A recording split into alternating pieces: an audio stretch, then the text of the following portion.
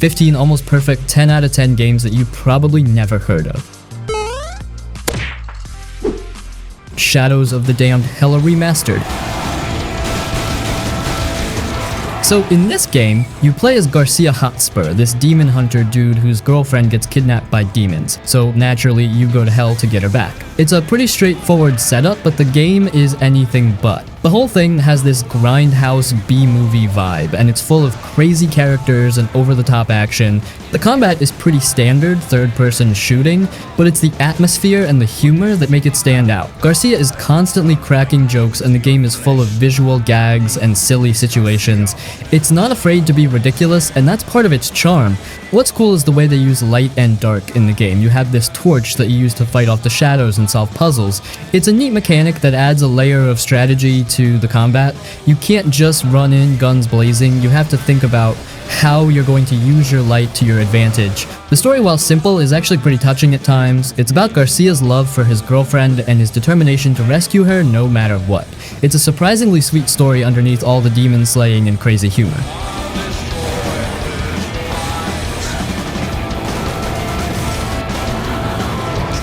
Call of Juarez Gunslinger. Okay, so Call of Juarez Gunslinger. Picture this. You're in a dusty saloon, the kind with swinging doors and a piano player tinkling away in the corner. This grizzled old bounty hunter, Silas Greaves, walks in, orders a drink, and starts telling stories about his life. That's basically the whole game. It's framed as him recounting his adventures, and it's a really clever way to do it. What's really cool is that Silas isn't always the most reliable narrator. He tends to exaggerate things, and sometimes he even gets his facts mixed up, so the game actually changes based on what he says. He might be telling a story about fighting off a gang of outlaws, and then suddenly the game throws a whole bunch more enemies at you because, hey, that's how Silas remembers it. Or he might say he jumped across a huge chasm, and then the level design will suddenly change to include this impossible jump. It's a really fun and unpredictable way to experience the story. You're never quite sure what's real and what's just Silas's imagination. The gunfights are pretty great too. It's a solid western shooter with all the classic weapons, revolvers, rifles, shotguns, the whole shebang. You can slow down time for some cool slow motion kills, and there are these duels where you have to be lightning fast on the draw. It's a satisfying and engaging combat system. It's not just about shooting. There's some strategy involved in how you use your weapons and when you use your special abilities. The game has a really distinct look too. It's got this stylized, almost comic book-like art style that really fits the over-the-top nature of Silas's stories. It's visually appealing, and it gives the game a unique personality. It's not trying to be realistic, it's embracing the fun and exaggerated style of classic westerns. Call of Juarez Gunslinger isn't a massive epic game, but it's a really enjoyable and memorable experience. It's a fresh take on the western genre, and it's definitely worth a play if you're into shooters or just like a good fun story. It's a great game for when you just want to unwind and have a good time. It's a fun, quirky, and surprisingly clever game.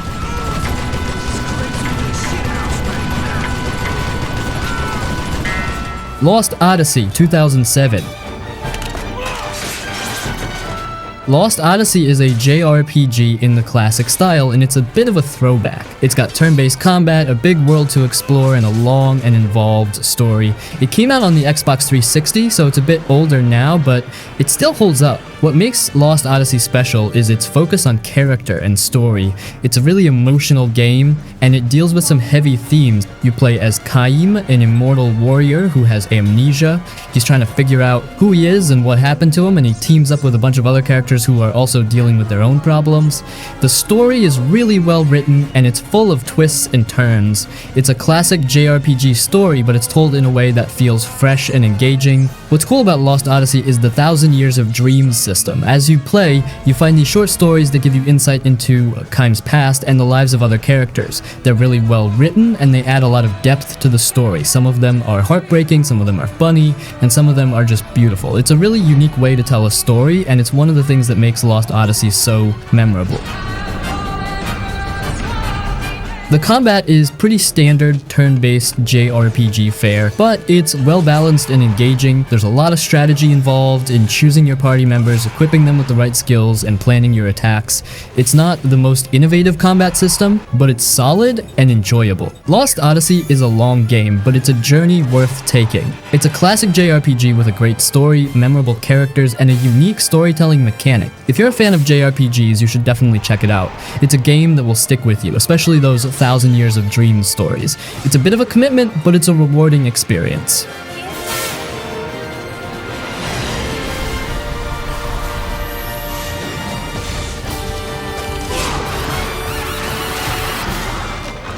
Sentinels Aegis Rim. Aegis Rim is, well, it's unlike anything else I've played. It's a visual novel, but it's also a strategy RPG, and it blends those genres in a really unique way. It's a complex and intricate story about 13 teenagers who are caught up in a time-traveling war against giant alien invaders. It sounds complicated, and it is, but it's also incredibly compelling. What makes 13 Sentinels so fascinating is the way it tells its story. It's told from the perspectives of all 13 characters, and you can jump between their stories at any time. This non-linear approach to storytelling can be a bit confusing at first, but it gradually comes together to form a complete picture. It's like piecing together a puzzle, and it's incredibly satisfying when everything clicks into place. The gameplay is divided into two parts. The first part is the Remembrance mode, which is where you experience the story through the different characters' perspectives. It's mostly dialogue and visual novel style interactions, but it's engaging because the story is so well written. The second part is the Destruction mode, which is a strategy RPG. You control the Sentinels, giant robots, in turn-based battles against the aliens. It's a fun and challenging combat system, and it's a nice change of pace from the story-heavy Remembrance mode. The game's visual style is also really striking. It's beautifully drawn and animated and has a distinct, almost painterly look. It's a visually stunning game, and it really enhances the storytelling.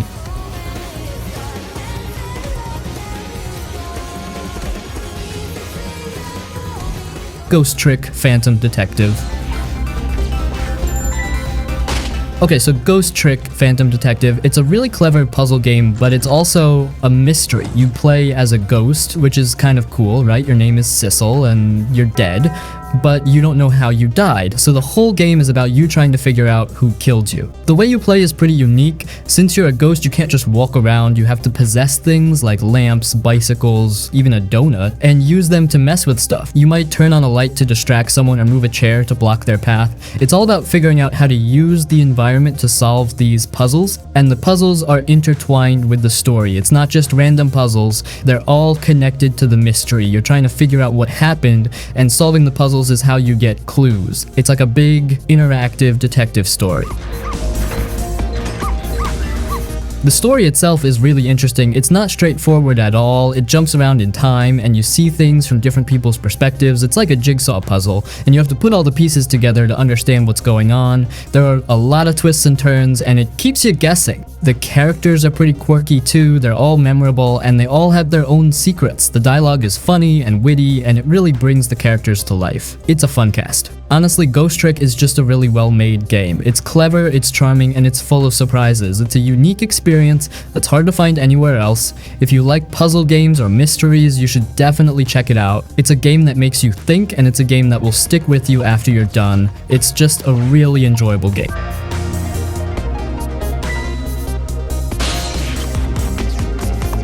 Resonance of Fate? So, Resonance of Fate. This game is just weird. Like JRPG weird, but even more weird. So, it's another JRPG, right? So you've got your big world, your airships, your crystals, all that good stuff. But the way you fight, forget everything you know about turn-based combat. This game has its own thing going on. It's called the Tri-Attack system, and it's complicated. Basically, you've got these three characters, and they're all armed to the teeth. You're trying to chain their attacks together to do maximum damage. It involves running around, jumping, and doing these special scratches to really hurt the bad guys. It sounds confusing, and yeah, it kind of is at first, but once you get the hang of it, it's actually pretty satisfying. It's like solving a puzzle while you're fighting. The story is, well, it's a JRPG story. You've got your classic elements, a corrupt government, a big conspiracy, and of course, the chosen ones, or in this case, mercenaries, who are destined to save the world. It's not the most original story you'll ever see, but it's told well enough, and the characters are pretty likable. They've got their own quirks and personalities, which makes them fun to watch. What really makes Resonance of Fate different is the way it looks. It's got this really distinctive visual style. It's almost like a steampunk anime with all these elaborate costumes and crazy gadgets. The world itself is full of gears and clockwork stuff. It's a really cool and unique look that gives the game a lot of character. Now, this game is not easy. That combat system I was talking about, it takes time and effort to learn. You can't just button mash your way through battles. You have to think about what you're doing and plan your attacks carefully. It can be frustrating sometimes, especially when you're first starting out, but when you finally pull off a perfect combo and take down a tough enemy, it feels really good. So Resonance of Fate, it's definitely not for everyone. It's a weird, challenging, and sometimes frustrating game, but if you're a JRPG fan who's looking for something different and you're willing to put in the time to learn the ropes, you might actually enjoy it. It's definitely a unique experience, and it's got a certain charm to it. It's a bit of a niche game, but it's memorable.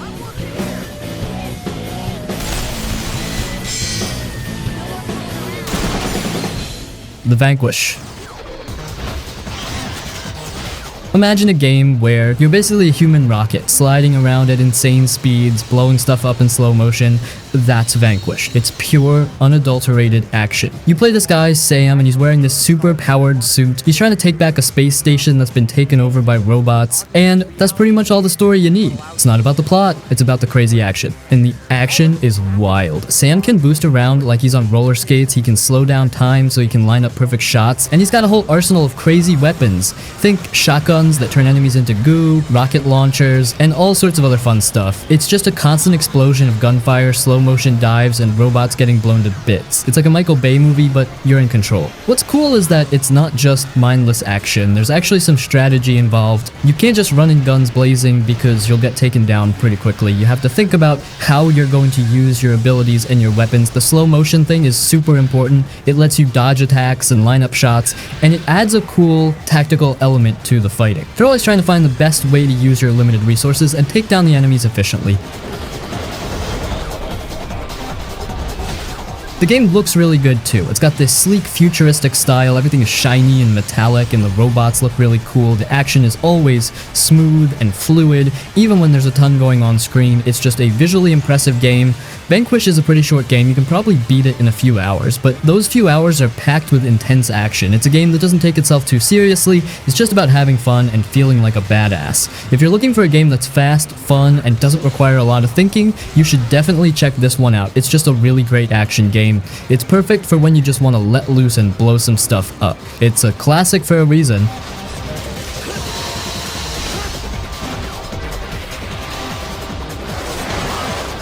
Binary Domain. This game is a really funny one, so imagine Gears of War, but made by RGG Studios, the same studio who are known for the amazing Yakuza games. This is really weird and unexpected, but anyway, this game is kind of a hidden gem, I think. It's a third-person shooter, but it's got this really interesting angle. It's all about robots and relationships. You play this guy, Dan, and he's part of a squad sent to Japan to deal with these robots that have gone rogue. The story is, well, it's a little cheesy at times, but honestly, it's pretty engaging. It's got some surprising twists and turns, and the characters are actually pretty likable. They've got their own personalities and quirks, which makes them fun to watch. What makes Binary Domain different is this thing they call the consequence system. It's all about how you interact with your squad mates. If you're a jerk to them, they're not going to be too keen on helping you out in a firefight. But if you're cool and supportive, they'll have your back. It's not just about shooting, it's about building trust and teamwork. It makes you actually think about what you say and how you act, because it can really affect how the game plays out. It's a neat mechanic that adds a layer of strategy beyond just pointing and shooting. The shooting itself is pretty solid. It's your basic third-person cover shooter, but it's well done. The robots are fun to fight, they've got different designs and attack patterns, so it keeps things interesting, and there's a good variety of weapons to try out. So it's not the most innovative combat system ever, but it's satisfying and enjoyable. The game also has a really cool visual style. It's kind of gritty and futuristic, which I think works really well. The robots look awesome, and the environments are interesting to explore. It's just a visually appealing game. Binary Domain is one of those games that I think a lot of people missed when it came out. It's got a decent story, some likable characters, and a really cool gameplay mechanic that makes it stand out from other shooters. If you're looking for something a little different and you like games with squad mechanics and some strategic depth, you should definitely give this one a try. It's a game that's a bit underappreciated, but it's definitely worth checking out. It's just a good, solid shooter with some interesting ideas.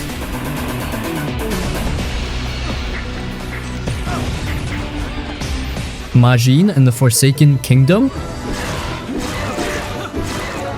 So, Majin and the Forsaken Kingdom. It's a game that kind of flew under the radar, but it's actually pretty charming. It's an action-adventure game, and you play this thief guy named Taepu. He teams up with this giant, powerful creature called the Majin. Think like a friendly, overgrown teddy bear, but, you know, super strong. The game is set in this old, ruined kingdom, and it's all about exploring, solving puzzles, and fighting bad guys.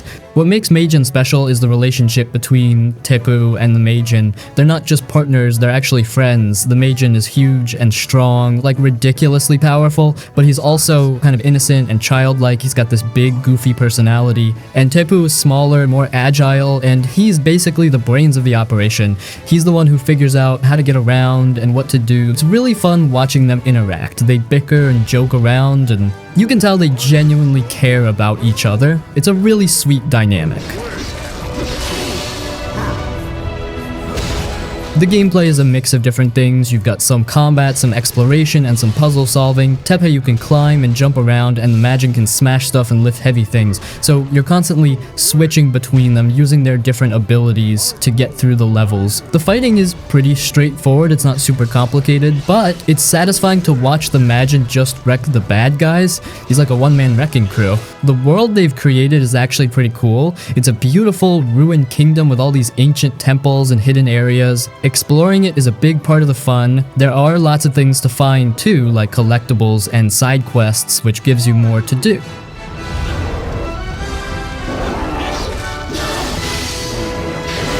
Shadows over Loathing? Shadows over Loathing is just silly, like properly silly. It's a comedy RPG and it leans hard into the humor. Think classic point-and-click adventure game logic mixed with turn-based combat and a whole lot of absurdity. It's set in this 1920s world, but it's full of monsters, magic, and ridiculous situations. What makes Shadows over Loathing so fun is the writing. It's genuinely funny, with tons of puns, jokes, and pop culture references. The characters are all quirky and memorable, and the dialogue is consistently witty. It's the kind of game where you'll find yourself laughing out loud at some of the jokes. The gameplay is pretty straightforward. You explore the world, talk to people, solve puzzles, and fight monsters. The combat is turn-based, but it's not super complex. It's more about choosing the right skills and using your items effectively. The focus is definitely on the story and the humor, not the combat. What's cool is how much freedom you have in how you approach situations. There are often multiple ways to solve a puzzle or deal with a problem, and your choices can have consequences down the line. It encourages experimentation and makes the game more replayable.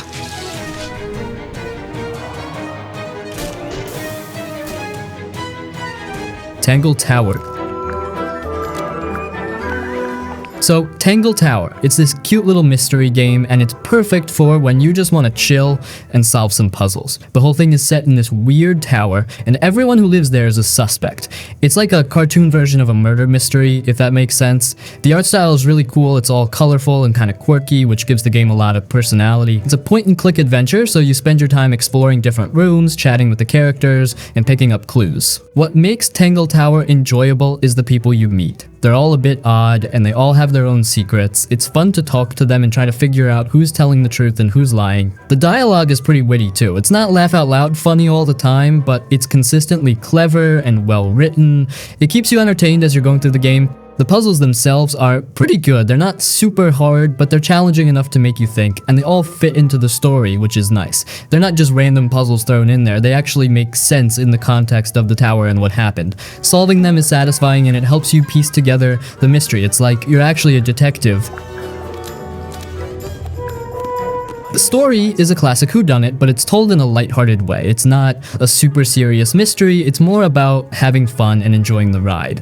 It's intriguing enough to keep you guessing though, and you'll want to see how it all plays out. It's a fun little mystery to unravel. Tangle Tower isn't a huge game, but it's a fun and charming experience. It's perfect for a relaxing afternoon when you want a puzzle game with a good story and some memorable characters. If you like point-and-click adventures or mysteries, you should definitely give this one a try. It's a great game to curl up with on the couch. It's just a nice, well-made puzzle game that's easy to enjoy.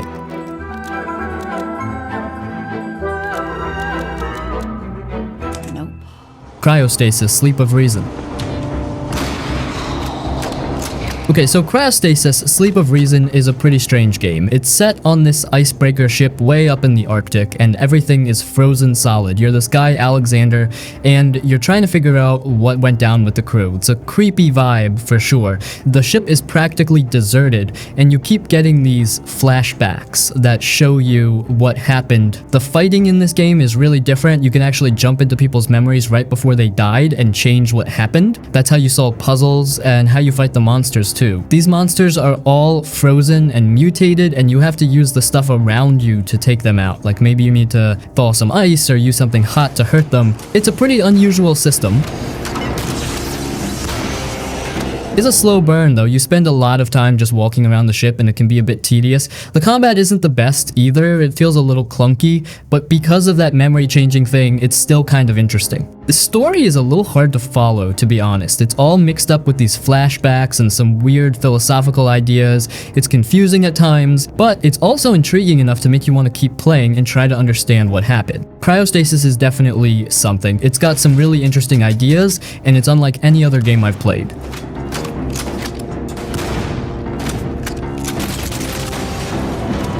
Asura's Wrath.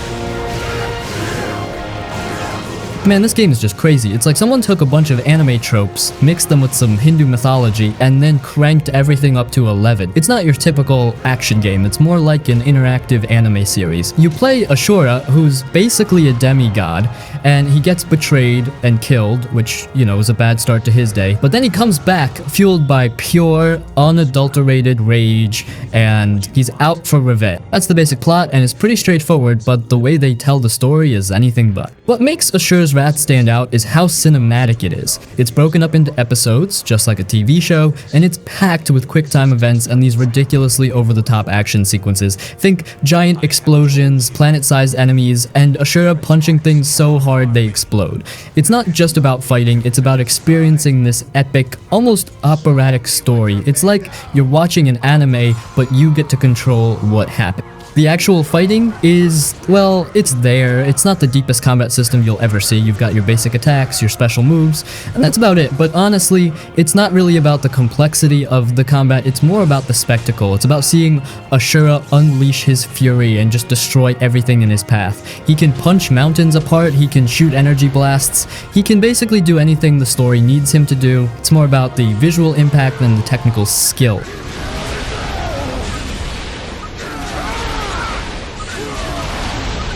And the game looks fantastic. It's got this really unique art style that's inspired by anime and Hindu art. The characters are all huge and powerful, and the environments are these massive, imaginative landscapes.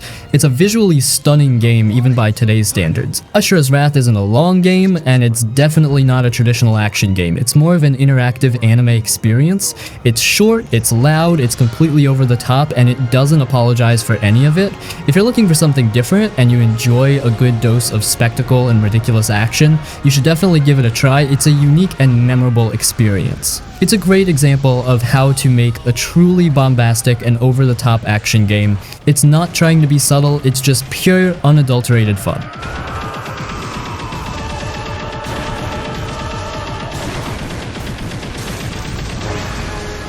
Murdered Sole Suspect. To bring him closer to the truth about his murder.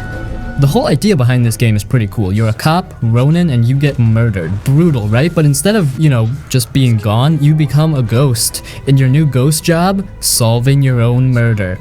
It's a detective game, but with a supernatural twist. What makes it interesting is how you actually investigate. Being a ghost has its perks. You can walk right through walls, which is handy for sneaking into places you shouldn't be. You can possess people, so you can eavesdrop on conversations and see what they're thinking. You can even rewind time a little bit to see what happened in a certain spot. It's a pretty creative way to gather clues and figure out what went down. It's not just about looking at stuff, you're actively using your ghost powers to find the truth. The story itself is a classic murder mystery, really. It's got twists, it's got turns, it's got red herrings, all the stuff you'd expect.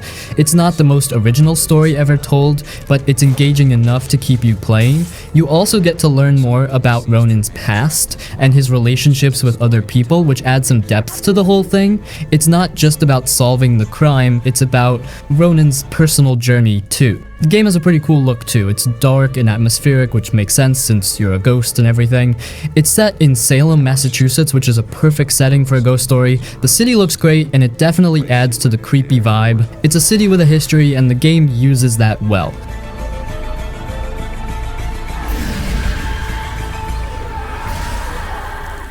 El Shaddai, Ascension of the Metatron.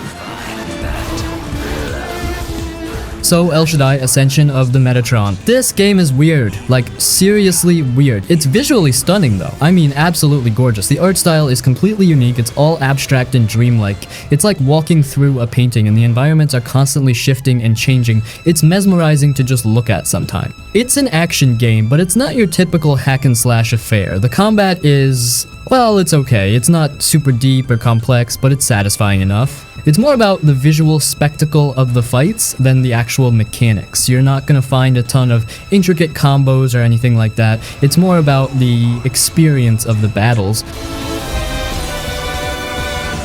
The story, that's where things get even weirder. It's loosely based on biblical themes, but it's interpreted in a really abstract and artistic way. It's not a literal retelling of the Bible, it's more like a philosophical exploration of faith, redemption, and free will. It's a story that's open to a lot of different interpretations, and it's really up to you what you take away from it. It's not a story that spells everything out for you. Honestly, El Shaddai is a game that's more about the experience than the gameplay. It's a visually stunning and thought-provoking game. It's the kind of game that will stick with you after you've finished playing it, even if you're not entirely sure what it was all about. It's not a game for everyone. It's definitely not your typical action game, but if you're looking for something different, something that's more artistic and surreal, you should definitely check it out. It's a truly unique and memorable experience.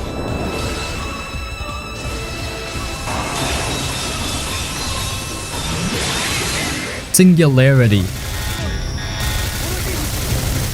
Singularity is a cool, but often overlooked shooter. It mixes standard FPS mechanics with some neat time manipulation powers, and it creates a pretty unique experience. You're on this remote Russian island, and things have gone sideways, time is all messed up, and there are these strange creatures roaming around. The story is interesting, a mix of sci-fi and horror, and it keeps you guessing. What makes Singularity stand out is the TMD, time manipulation device. You can use it to age or de-age objects, which is really clever for both combat and puzzle solving. You can age enemies to dust, rewind time to undo mistakes, or even age objects to create platforms or open pathways. It adds a layer of strategy to the gunfights, and it makes exploring the island more interesting. The atmosphere is also really well done. The island is creepy and unsettling, and the time distortions add to the sense of unease. It's a game that does a good job of building tension and making you feel like you're in a dangerous and unpredictable place.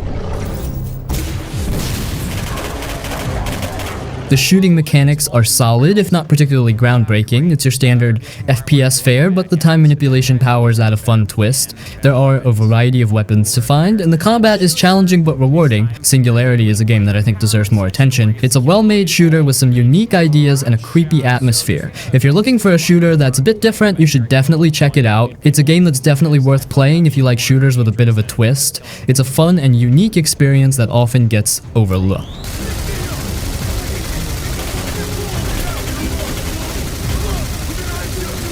The Darkness 2. This game is dark, like really dark. It's based on a comic book and it definitely has that gritty noir feel. You play Jackie Estacado, who's basically a mob boss, and he gets possessed by this demonic force called the Darkness, which, you know, sounds like a bad day, but it gives him some seriously messed up powers which he then uses to get revenge on everyone who's wronged him. So it's a revenge story but with demons. What really makes The Darkness 2 stand out is the way it looks. It's cel-shaded, which gives it this kind of comic book style, and it's incredibly violent. I mean really violent. The Darkness powers are brutal. Jackie can sprout these demonic tentacles and use them to grab enemies, throw stuff around, and just, well, let's just say things get messy. It's definitely not a game for kids or anyone who's squeamish. The gameplay is a mix of shooting and using these darkness powers. You've got your standard guns, but the tentacles are what make it interesting. You can grab enemies and use them as shields, or you can rip them apart. It's a really fun and satisfying way to fight. It's not just about shooting, you've got these extra powers that really add to the combat. The story is actually pretty good too. It's a dark and twisted tale of revenge, sure, but it's also about Jackie's struggle to control the darkness. It's like he's fighting his own inner demons, literally. The characters are well developed and the voice acting is excellent. You actually start to care about what happens to Jackie, even though he's kind of a bad guy.